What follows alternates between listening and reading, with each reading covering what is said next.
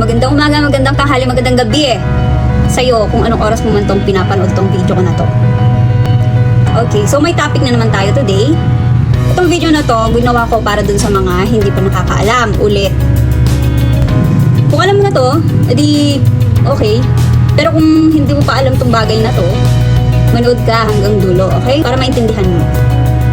So sa mga nagtatanong, ate, naglalaminate po ba kayo? Opo. Naglalaminate po kami dito.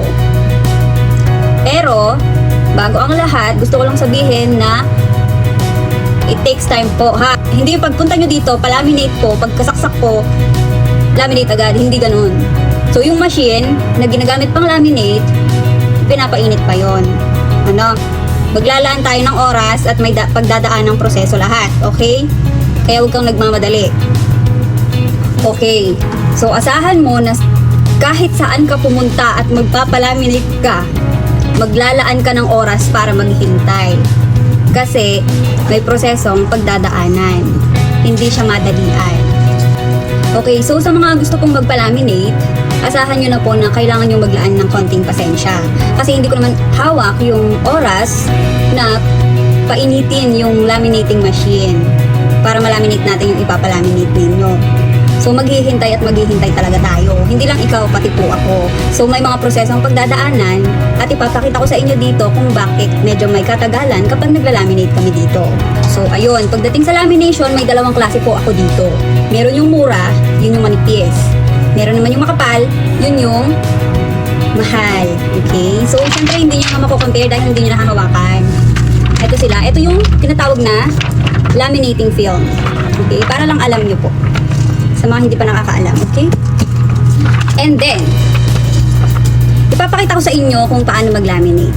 Sa mga gustong matuto at sa mga gustong malaman kung paano ba yung process pag nagla-laminate. Dito. Flash ko dito. Wait lang. I-set up ko lang po siya. Anong gusto nyo i-laminate? Ayun. Isa pa pala. Pag nag-send kayo ng ipapalaminate nyo sa akin, halimbawa yung national ID, di ba yung copy nyo is nasa cellphone nyo. So, kailangan yung isend sa akin, ipiprint ko para ma-laminate natin. Ito karagdagang oras para sa paghihintay nyo po. Kasi nire-resize ko po yan, hindi yung pagka-send nyo, print ko agad. I-resize ko siya sa ID size. So, meron ako naka-ready dito na sample para i-laminate. Yung isa, yung makapal, yung isa naman yung manipis. So, sa makapal at sa manipis, meron tamang level ng temperature, yung init ng laminating machine para hindi masunog. Okay?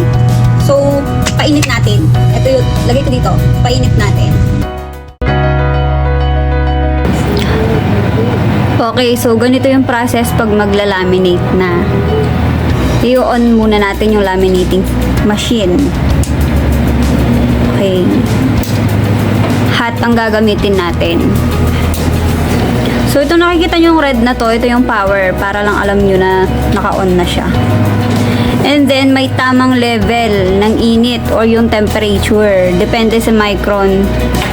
Depende sa microns ng laminating film na gagamitin mo. Kapag manipis, okay na yung 130. Kapag makapal, 150 to 160. Pero okay na yung 150 para hindi siya masunog or matunaw. So, hintayin lang natin uminit. Pag ready na siya, mag-green tong light na to. Hintayin natin. Okay, so wait lang natin.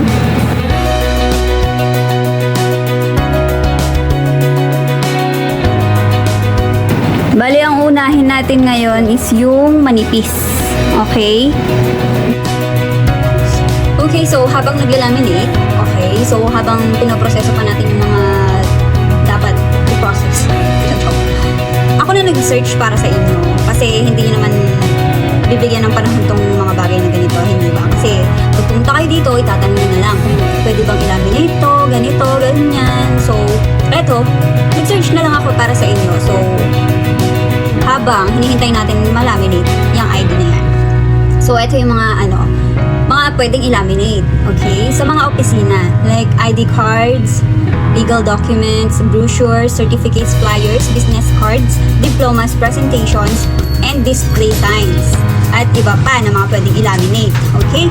And then sa school naman, yung mga ganito. Mga name tags, flashcards, and class schedules, handouts, mga projects, bookmarks. Yan, marami nagpapalaminate niyan, mga bookmarks. And then mga posters. Ayun. Yung mga bagay na pang multiple use. Okay? And then, ano pa ba? Yun, yung mga pinapalaminate dito is yung mga, ano pa ba? Yun, yung mga ganon. And then yung pang personal naman, yung mga recipes, diba? Mga photo prints. So, hindi porket photo print, pwede nang i-laminate. So, mga greeting cards, ayan, mga diplomas, certificates of achievement, report cards, artwork, recipes cards, mga sports schedule, yung mga pang-personal na gamit para lang, diba, ipapaskil mo sa bahay, ganun. And then yung sa commercial naman, sinabing commercial pag nagbi-business ka, yung mga, halimbawa, meron kang coffee shop, yung mga menus mo, ipapalaminate mo, diba, yung mga nakikita nyo ba? Parang ganito. Pag may coffee shop ka, ito yung menu namin, madam, yung mga ganun, nilalapit sa inyo, diba? Ito po yung mga menu namin, madam, dito po pinipili, ganon. Kung may tindahan ka naman, nagpapa-Gcash ka, ito laminated. So, para makikita ng mga tao kung ano yung mga services mo, ganon. And then, ano pa ba? Mga pag sa events, yung mga special events like table numbers. Diba? Pag pupunta ka ng mga birthdays, kasalan, may mga numbers yung table kung saan ka pauupuin na laminated. Iba-iba. Yung iba hindi laminated. So, ano pa ba? Yung mga instructions cards. Diba? Ano pa ba? So, ayun, yung mga pwedeng i-laminate. Punta naman tayo sa mga bagay na hindi dapat i-laminate. Ano yon? Mga documents na may security features. Yung mga official IDs. Ayan, mga ano pa ba? Meron kasi yung mga hindi pwedeng i-laminate talaga. Kapag mga importanteng papeles. Ano pa ba? Yung mga ayun, Social Security, Medicare cards, birth or marriage certificates, collectible or historic documents, thermal papers, mga original of important documents. Mga ganyan. Pwede naman. Pero yung ipapalaminate mo, kung gusto mo talaga, yung photocopy ng mga documents na yan. Okay? Ipa-photocopy nyo sila and then, yung photocopy, yun yung ipapalaminate ninyo. So, yun pa ba? Yun nga. Basta pag magpapalaminate ka, lalo na kung hindi mo sigurado kung pwedeng ipalaminate, mga confidential papers, ganun. Mga important papers, ganun. Ipa-photocopy mo na lang. And then, yung photocopy, yun yung ilalaminate natin. Ganun siya. At least yung mga original copies, hawak mo pa rin. In case na, yun yung hinanap sa inyo. Yung mga important papers na yan. So, mas maganda bumili lang kayo ng mga plastic envelope. Doon yung ilagay lahat. Yung mga original copies. Pero, kung gusto nyo talaga ipalaminate, ipag-photocopy nyo muna, and then, yung photocopy, yun yung ilalaminate natin. So, ganun lang po siya.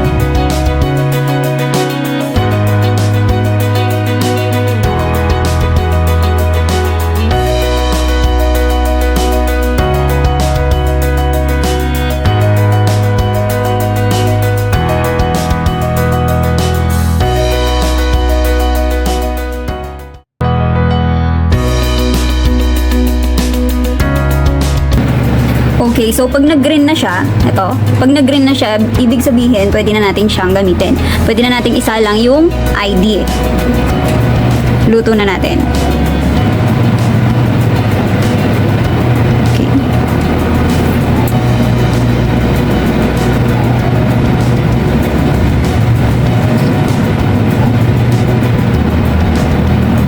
Okay. And there you go. Ito na yung ID. Diba? Tama lang yung init niya. Sakto lang na naluto yung bawat sides niya. Ito. Makita niyo yan. Ito. So, hindi siya pwedeng i-cut ng sagad. Itong, kung nakikita niyo to, yan. Yung parang may lining. Hindi siya pwedeng i-cut ng sagad na ganyan. Okay? Para lang magkasya sa wallet ninyo. Kasi pag kinat natin siya ng ganyan, bubuka siya. Okay? So, ibig sabihin, yan yung hangganan niya na hindi pwedeng i-cut. Okay? Kaya meron at meron siyang allowance. Ito, yung nakikita nyo. Meron at meron siyang allowance. Pwede nating bawasan to ng konti lang. Pero, depende sa inyo. Okay? Pero yung ganito, okay na siya. Maganda na siya. And, next naman natin yung mas makapal. Ilipat naman natin yung temperature ng hanggang 150. Okay, nakita nyo ba? Magpapainit na naman yan. Hanggang sa maging ready na ulit siyang gamitin. Okay?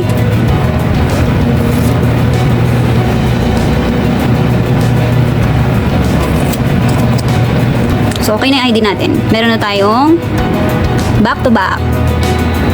Back-to-back na national ID. Kita nyo ba? Yan ang sample ng laminated ID.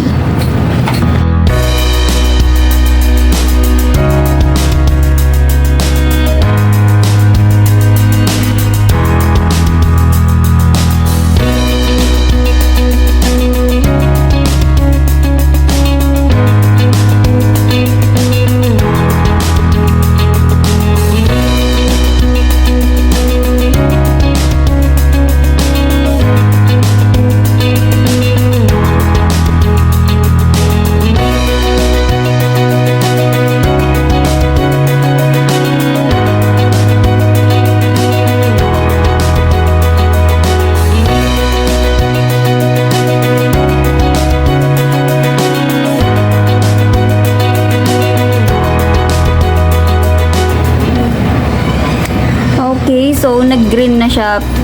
Ibig sabihin, pwede na ulit natin siyang gamitin. So, ngayon naman, ang gamit natin na film is yung makapal na. Yung 250 microns. Okay? Lagay na natin.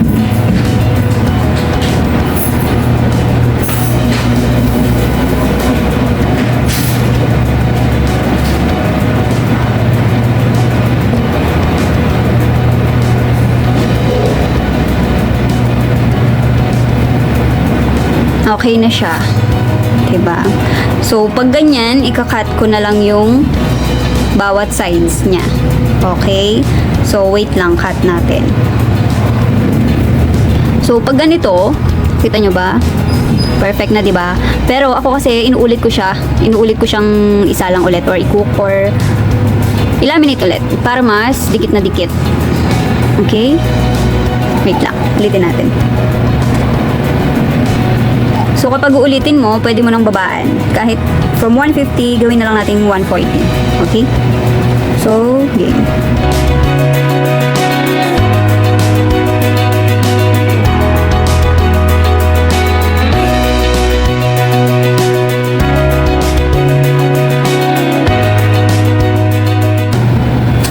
Okay na. Ngayon, cutting session naman.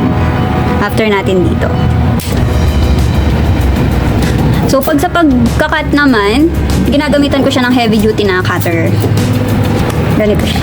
So, may hangganan lang yung pag-cut ko dito.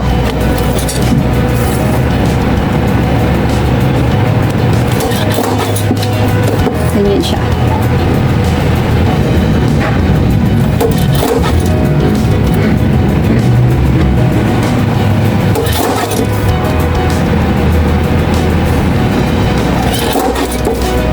Okay? So, hindi pa tapos yan.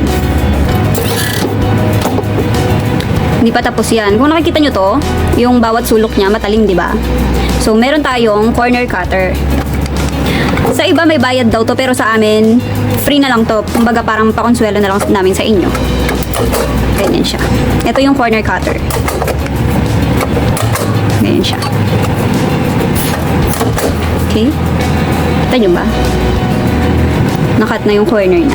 Bawat corner. So, okay na. May ID ka na. Diba? Back to back yan. Ito yung makapal. And ito naman yung manipis. So, ganun lang. Ganun lang ang paglalaminate. Medyo may katagalan talaga. So, natapos na yung ID. Ito na yung mga nalaminate. ID, back to back. So, meron tayong makapal and meron tayong manipis. So, back bakit may ganito? Para sa mga naghahanap ng mura yung manipis. Para sa mga naghahanap ng pangmatagalan at ng matibay, yung makapal na. So, malaki yung difference ng price nila. So, ayun lang. Sa mga gusto magpa-laminate, visit lang kayo dito sa physical store namin. Malapit kami sa Barangay Hall, Cristo Rey, and 7-Eleven. And, yun lang. Sana, na-gets nyo yung mga pinagsasabi ko. Pero naman dito, di ba? Kung binasa nyo yung mga pinaglalagay ko dito, mga descriptions, details, informations na mga hindi ko nasabi, gano'n, meron dyan. Ngayon, kung nagda-doubt pa rin kayo sa akin, pwede naman kayo self-service. Mag-search ng sarili ko. Pwede naman kayo mag-search para sa sarili nyo, para lang mas malinawan kayo. Ganun. Okay po? So, yun na nga, ang paglalaminate hindi madalian. It takes time po talaga. Okay po? So, yun lang. Thank you very, very, very much. Okay, so yun lamang po. Sana nakatulong sa inyo kahit papano at may naintindihan kayo. And alam ko naman na nakakaintindi po kayo, hindi po ba? So, yun. Maraming salamat kung nakaabot ka hanggang dito. See you in the next video.